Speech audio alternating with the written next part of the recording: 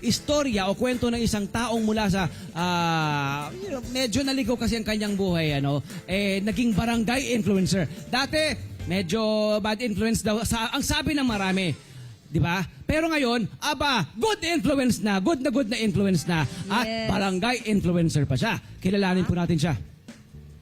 Madilim man ang landas ng kahapon, ngunit darating din ang panahon na gagamitin mo itong lakas para makabangon. Tulad na lamang ng ating kabarangay na si Nico Vasquez. Sa kabila ng mga kasamaan na yun, parang napapaluwag yung loob ko.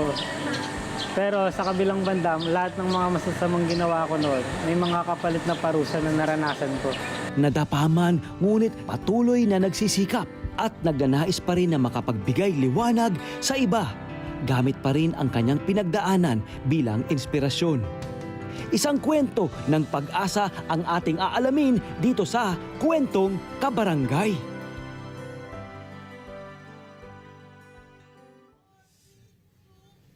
Palakpakan natin, live na live, ang ating bagong kaibigan, ang ating kabarangay na si Nico Earl Vasquez. Palakpakan natin.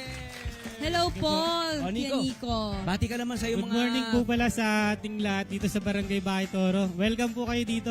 Salamat. Ayan. O pati may mga followers mo. Kasi alam mo, may talent ito Napaka-talented dito si Nico. Yun nga Bati po. ka naman. Ayan, binabati ko nga po pala yung grupo namin OPP Clan at yung mga taga kalugar ko sa dito sa Bahay Toro. Binabati ko kayo ng magandang umaga. Wow, Kuya Nico. Magandang umaga.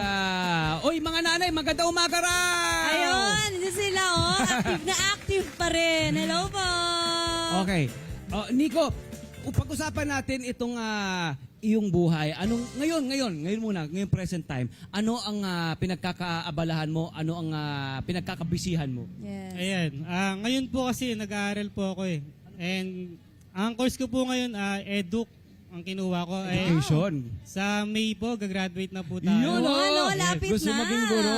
At Yes po. ang iyong pagpupursige ay may kalakip din siyempre na makulay na kwento. Maaari mo bang i-share sa amin kung ano ang iyong pinagdaanan bago mo marating itong kinalalagyan mo ngayon? Ayan, before po kasi nung nagsisimula pa lang ako bilang tao. Ayan, nung bata po kasi, syempre mulat rin po ako sa realidad ng lugar na magulo, ganyan, tsaka maingay.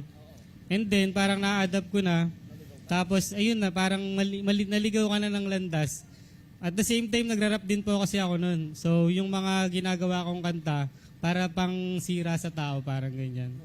Pero sa kabila nun, ngayon, nagbago na ako. Yung mga rap ko, ginagamit ko naman para sa Diyos at para sa tao. Yun! Ganda naman So, nun. yan ang iyong talento. Rapper ka, di ba? Kompositor ka, isa kang makata, hindi ba? Nagumpisa ka kamo sa mga balagtasan, Yes tama po. ba? Tapos, itong iyong pagiging rapper at makata, ginamit mo rin base na rin sa nag-iimpluwensya mo noon. Yes, tama Oo. po.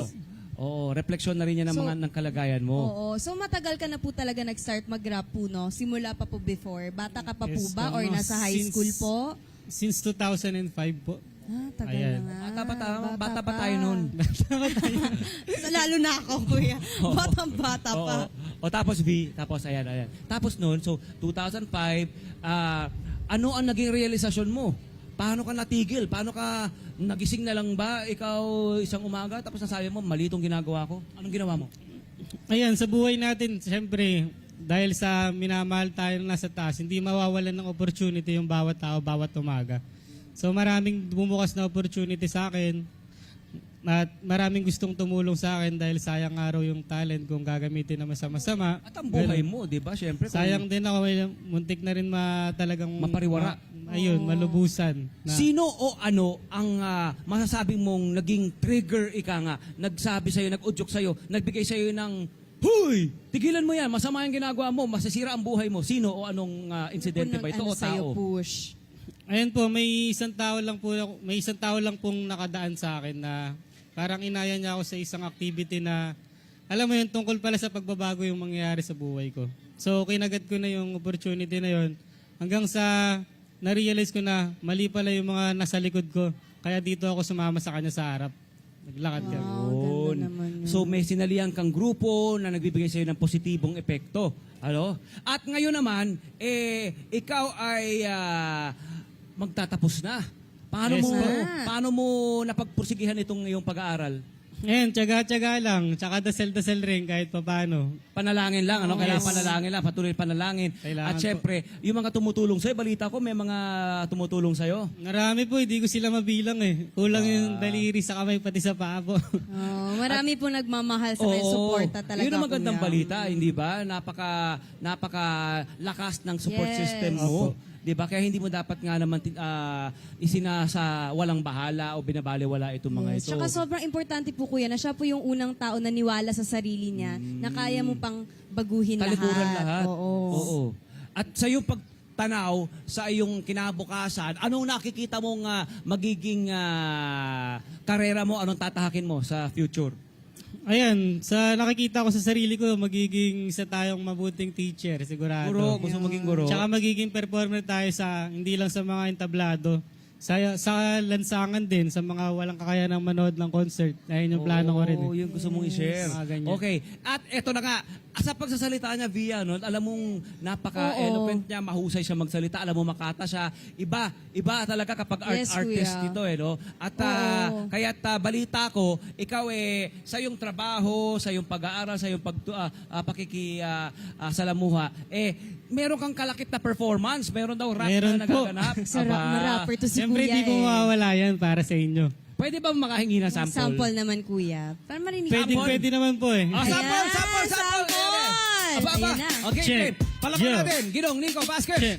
Ito nga pala ang aming barangay pangalan Bahay Toro. Matatanaw sa bawat mukha ang salitang pag-asenso. Dito sa aming barangay, ikaw ay nakakasigurado. We're from Bahay Toro, of course. Protektado ka rin naman dito. Dito rin matatagpuan ng Pugad, Lawin Shrine na sa history di makakailang malaki ang ginampan ng line. Kung gusto mong lumigaya at naghahanap ka ng sign, welcome ka sa Bahay Toro at this is our time to shine. Palakpakan! Grabe, galing mo po kuya.